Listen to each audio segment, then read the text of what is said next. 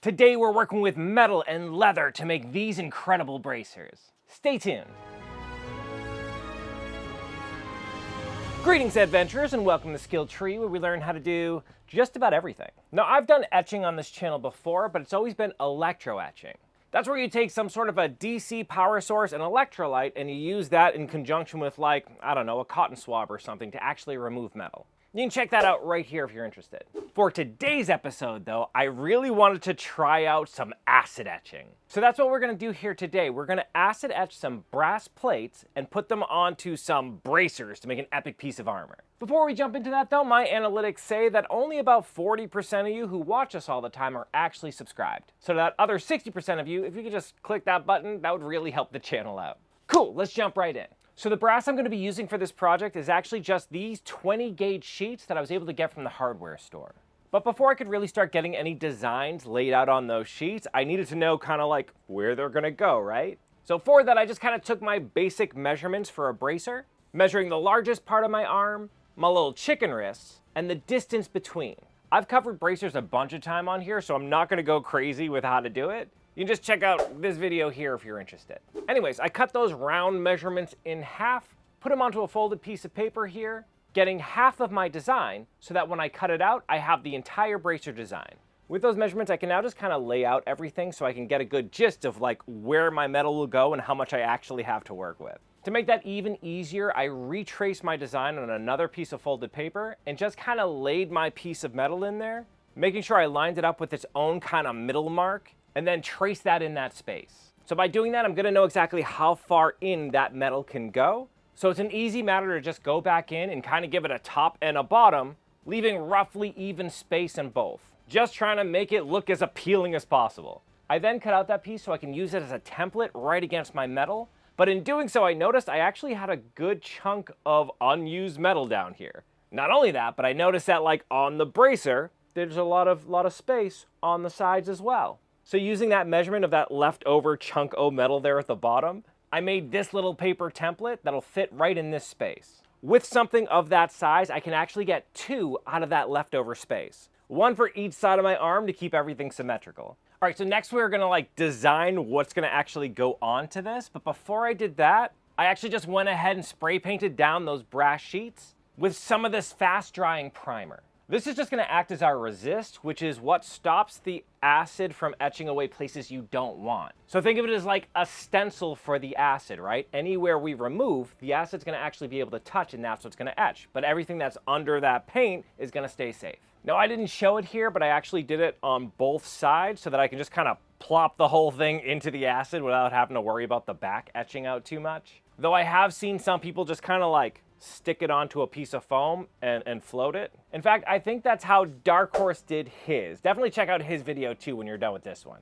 In general, his channel's awesome anyways. Now, as we do, Maddie and I just kind of tossed back and forth the drawing until we came up with this one here, which I kind of love because like I vibe with that fox in the middle in the first place, but then on either side of it, it's like its eyes, and then we have teeth coming down. I just think it's cool. It's a cool design. Anyways, using that, I just went ahead and sketched it onto that paper template that I made for the brass. Once I was happy with one side, I just flipped it over onto this piece of plexiglass and shined my phone light through it so I can just kind of trace onto the other side. This is more just a detail thing for me. I wanted the foxes on like both arms to be facing in different directions rather than like having them both be the same image. I don't know, I thought that'd be cool.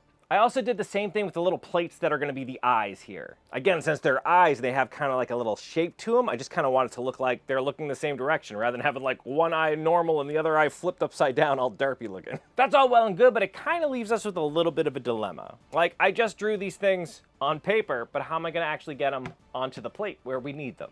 To do this, I'm actually going to use a trick that I learned some time ago on YouTube, but I can't for the life of me remember who I learned it from.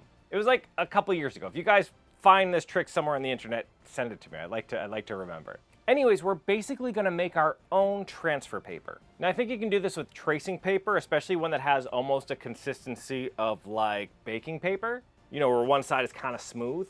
But for my purposes, I just kind of take this thick piece of plastic I have here, which was originally used for covering and protecting my Cricut printer boards, like the sticky boards. Anyways, I just taped this down and then use some sandpaper to scratch it all up. It's kind of uniformly going in one direction, then going in the opposite direction. What we're basically trying to achieve here is creating what's called tooth. In fact, if you look at a lot of drawing paper, it'll tell you how toothy the paper is. It's basically how rough it is, which is what allows it to grab onto like pigment or graphite or whatever your medium is.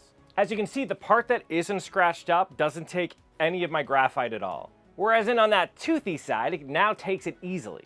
But, and here's the beauty of it, it's still plastic, so it doesn't like to hold on to that pigmentation. So now what we can do is just put it into place over our drawing, tape it into place so that it doesn't move around on us, and just trace through the plastic what we've already drawn. For this as well, I'm using a soft pencil. I think it's like a B2, just because it's gonna lay down a lot more graphite for me.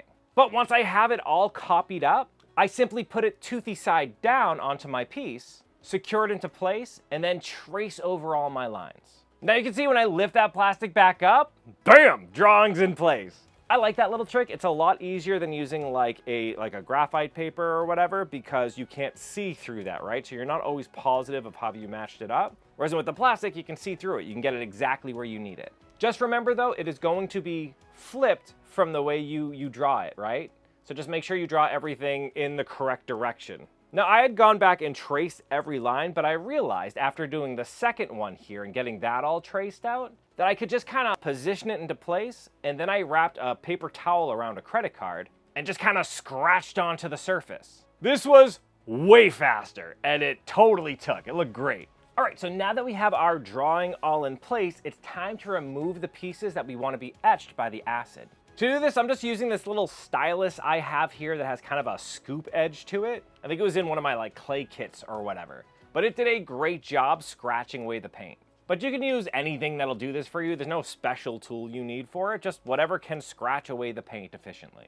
I did find though that if I actually went around it with like a sharper stylus first and followed all my lines, kind of cut them into place, it was way easier to remove that paint without worrying I would go over those lines. It just makes a natural stopping point so that the paint doesn't chip past our lines. But I'm gonna be honest with you, though this is very easy to do, man, it really hurt. It hurt me. Like, I don't know if I was just too tight while I was doing it or whatever, but my wrist hurt, my elbow hurt. Maybe I'm just getting old, fam. Yeah, I don't know. That said, there are a lot of other ways to do this. Like, I have a laser. I could have very easily just kind of put in the laser, had it laser away that layer of paint. Would have been easy. But I know a lot of you don't have lasers, so I want to show you how to do it without any special tools. There's also a blue transfer paper that you can actually print right onto. Again, I think that's actually what Dark Horse used in that video. And that's way easier. You just kind of print onto it, you use heat to stick the printing on, and that's what'll act as your resist. But again, I just kind of wanted to show you that you can do it pretty simply with like really basic things in your house. But once I sufficiently removed all of that paint, I went back in with this Q-tip and a little bit of rubbing alcohol just to get rid of any other residue. I'm not sure you have to do this, but I just really didn't want anything to like hinder my acid from doing its job. Speaking of acid, the acid I'm going to be using for this is ferric chloride. I'll leave a link in the description below for this one. I think it's marketed for etching circuit boards, but it's also pre-mixed to the strength I'm looking for. You could buy ferric chloride as, I think, a solid or a dry and then mix it yourself. But I don't trust me well enough for that. I'd rather just have the bottle and use that. That feels safer to me. I'll also be using this plastic tub here to do everything in, because it's an acid that etches metal. So, you know, don't use a metal anything for this that you don't want to be discolored or etched or ruined otherwise. Now, I did do one last thing to prep for this. Like I said, a lot of people use a foam of some sort to let it float on the surface of the acid. But the only foam I have is the foam you use for insulation in your walls, and I just couldn't get any clear indication on if it would react to that acid. Last thing I need is to come down into my workshop and have this like green fog of death coming around as the gas is off. But people do this because as it starts to etch away, you want the I don't know, detritus, I suppose, the leftover pieces that are etching away to fall down and away from it. So if it's turned flat, all of that junk is going to sit on there, and eventually it's going to act as a resist, and it'll make it kind of look patchy. Since I wasn't going to go that route, I instead just used some hot glue and put little tiny beads on the corners here, thinking it'll leave it just a little bit high, allowing that stuff to fall away. Now, I read this process happens faster if the acid is warm. So I just filled this tub with hot water and floated my etching tub on top of that. Then I just poured my ferric chloride in and then used a small paintbrush to cover the surface first so I made sure it made good contact before putting them face down into the acid. Doing this just makes sure there's no little air bubbles stuck inside of there that'll stop it from etching in that like small spot. Now, we're working with acid here, so it's really important we stay safe. So like wear your gloves, wear your glasses, and you need to be in a well-ventilated area. Anytime you're working with any kind of chemical, you really want to make sure you're somewhere really well ventilated because those fumes can be dangerous. Though, if you want a really good fume, I would turn to today's sponsor, Fume. Fume is an award-winning flavored air device that has no vapor, no nicotine, just natural flavor. Now, I've mentioned them plenty of times on this show, and man, I continue to love it. Not only is it really well made and feels like great in the hand, but it was perfectly made for the fidgeter like me in mind. It has this little kind of clickiness, which I love. It's fun to swing around your hands. Even the stand was made thinking about people who like to fidget. It's magnetic. It's awesome. They even made these cool rubber toppers here so it feels better in the mouth and you can kind of chew on the end of it. But yeah, not only does that all rock, but the flavors are really, really good. You see, they work by these little flavor cores on the inside that you can change out as you want, and they have just so many flavors. Like I've started a collection here. I really love the orange vanilla one, but the crisp mint is climbing the charts. I like the crisp mint a lot. Anywho, whether you have a bad habit you're trying to crush or you're just like me and like to fidget a lot, I definitely think you should give this a try. Just go to tryfume.com/skilltree or scan my QR code there and enter Skilltree at checkout and you'll get a free topper when you get a journey pack. And if you do, leave down in the comments if you like it too. I really do love this thing. Aw, hell. I realize my little lanterns aren't on. They're just ruining the ambiance here. How will you know this is like a mystical workshop if I don't have fire? Much better. All right, so I left my brass in there for about 2 hours, checking it every half hour to make sure there wasn't like gunk built up on it. But when we're done, we can't just take these things out because they still have acid on them. We have to neutralize that acid. To do that, I just kind of prepared another tub with a mixture of water and baking soda. The baking soda is going to act as a base, which will neutralize that acid. In fact, you can see it all foaming up and bubbling when you move the metal in there. And see at the bottom, that sludge there? That's the leftover metal that I was talking about that got etched away. That's what we didn't want laying on the surface of our etching. Now, I actually end up saving that acid because I could use it again. I actually can get a few uses out of it before it starts to like lose its punch. But for all the residual there, I went ahead and neutralized that till it was like a pH of 7, which is neutral, before I can dispose of it. You do not want to just dump this, and in fact, even if you do that, you should probably look at your town or city ordinances to see if there's a safe removal of that chemical. Don't just go dumping it down your drain. It's a dangerous chemical. Don't just kind of shunt it off into the environment or like destroy your pipes. But all right, with the acid all neutralized and rinsed off, I just poured acetone over the whole thing so I could remove the rest of my spray paint. And this is where I can really see how much the acid did its work. That came out so good. It has kind of a weird orange color to it right now, which we're gonna get rid of, but the etching is so deep. I was really impressed by that. Before I cleaned it up though, I wanted to cut it out and then shape it in case I like muck it up anymore, I can clean that away. So I just go in with some tin snips and I cut it out as best as I can, getting just kind of close to my line, and then finishing up the rest of it with my sander. And this is what I was talking about for mucking it up afterwards. The heat from it sanding actually kind of discolored the metal on the edges a little bit. That's okay because it's just kind of surfacey. I just hit everything with steel wool to get out the bulk of that more orange color. And then I mix a pickle solution, which is just white vinegar with a little bit of salt inside of it. Leaving our metal in there, it gets rid of all the discoloration and brings it right back to a really shiny brass. Which is all well and good, but I don't want a shiny brass. Like this has to look like an epic piece of armor. I want it to look like it's been through some stuff. That means we're gonna have to add a patina to this. Now I covered in my drinking horn episode right up here how to do that using just vinegar. But then a few of you in the comment section mentioned liver of sulfur works really well too. And I got real curious, so I wanted to give it a try. So I got this little bottle of liver of sulfur here and mixed about a teaspoon into 12 ounces of hot water. Because just like with the acid, I read that this works faster if it's hot as well. Although, not boiling. If you put boiling water in this, there's a chance it's gonna gas off in like a chlorine gas, and that's extremely dangerous. So just like the hot water that comes out of your faucet should be fine. Also again, don't mix it with one of your metal spoons because it's gonna patina that, right? Big warning with this stuff though. The liver of sulfur is really heavy on the sulfur. If I'm being polite, it smells like rotten eggs. If I'm being honest, it smells like just like the dirtiest wet fart. It is awful in here. It lingers too, like it's been gone a day now. I still smell it. It doesn't go away. It just lives inside of my sinuses. You'll also see I've set up another bin with neutralizing solution, again just water and baking soda. This is so we can stop the patina once it reaches the level of darkness we want it to be at. And this stuff works really quick. I put it in for about a minute, took it out of the liver of sulfur and put it into the neutralizer to stop it. And you can see the difference that makes, just that 1 minute. Crazy how much darker that went, so fast. And apparently brass goes really slow. Other ones I was watching people do, like as soon as they go in, it turns almost black. It's crazy. So I just followed suit doing the same thing until everything was this really cool old patina looking tone.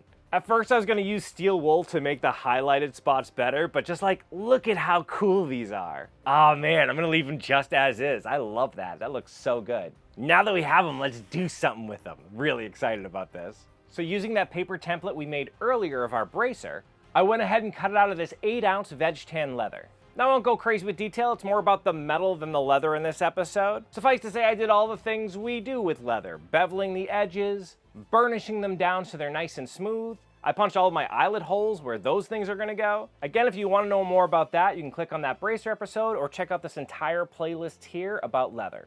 Though as per the design, I did want to tool in the cool little teeth there that are gonna fill that empty space. To do that, I first drew these teeth here on a piece of paper, and then positioned all of my metal plates so I knew exactly where this would land. Then after moistening the leather, I put down a piece of plastic to protect my paper, and then just used a stylus to trace in my design. Once that impression was in there, I went back in with my swivel knife to cut everything into place, and then generally use my stylus and backgrounder just to add a little bit of extra detail. Happy with that, I just dyed the whole thing a medium brown.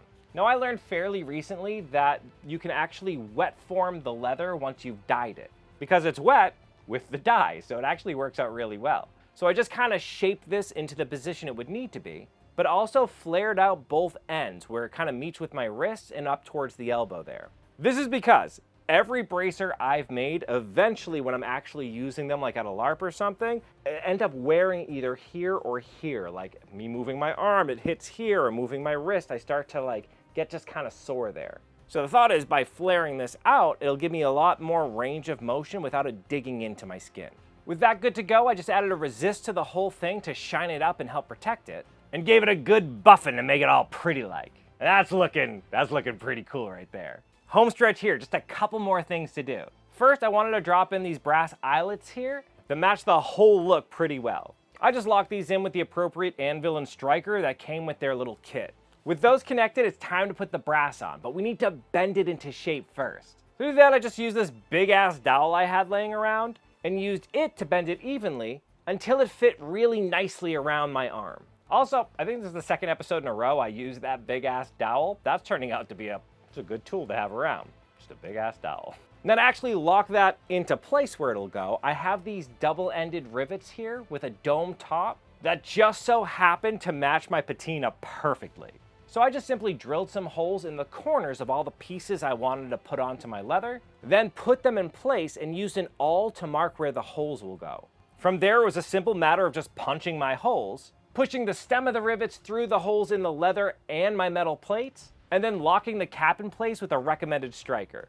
Make sure you do have the right striker if you're using a specialty rivet like that. Like this one has a dome on it, so the striker has to accept that dome or you flattened it down. It looks squished and weird. After following suit and doing the same thing on the little side plates, I just used some leather cordage through those eyelets and check these things out. Oh my God, they came out so damn good. These are probably the prettiest bracers I've ever made. Look at how cool these are. I was afraid at first that like the edge of the metal plate would stick out here and maybe be like unsafe, but nah man, like it fits perfectly. And it's a thin sheet of metal. If I needed to, I could just kind of squeeze it so that it hugs a little bit more tightly, but no, it's great. They're comfortable. That flared end totally does make a huge difference. Like it doesn't rub at all. Oh my God, look at how cool these are. I love them so much.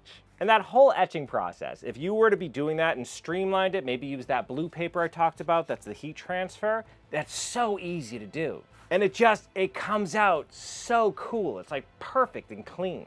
I think this is even more clean than when I do the electro etching because that relies on me being very consistent of doing the same layers. Whereas in this one, super uniformly removes everything that's exposed. Though with the electro etching, I guess you could do different layers so you have different depths. But I mean, you do that with this one too, right? You just take it out, neutralize the acid, remove a little bit more of your mask from there, and just put it back in, I would think, right? If you know the answer to that one, leave it down in the comment section below. Now, I hope you liked this project. If you did, why don't you give me some of that like it love, and don't forget to subscribe so you know when I release new content. In the meantime though, keep leveling up, you. All right, here we go. Oh, hey, sorry, you caught me in the middle of my rigorous Hobbit training. Second breakfast, of course, although with 11Z's luncheon, afternoon tea, dinner, supper, I may have underestimated how hard this is gonna be. But all of this is worth it because our friends over at Bergsnyder have invited us to the Brandywine Festival. This is the first of its kind officially licensed Middle-earth LARP, and I'm so here for it. They picked out this gorgeous place to be the Shire with like rolling hills. Yeah, you'll get to escape, be hobbits, which means eating plenty of food, playing games, going on adventures. It is legitimately one of the coolest things I can think of. I'm really excited. Not only are we invited to attend, but they tapped us to like help making some of the props, doing some of the planning. Oh, I can't be more excited that I'm part of this thing. Now the Kickstarter is going live March 25th, but I'll keep you guys updated as things roll out. I just wanted to share how excited I am about this thing. Okay, I'll gush more about this later. I gotta get back to training. This is an awful lot of food. I don't want it to go to waste. I hope to see you at the festival.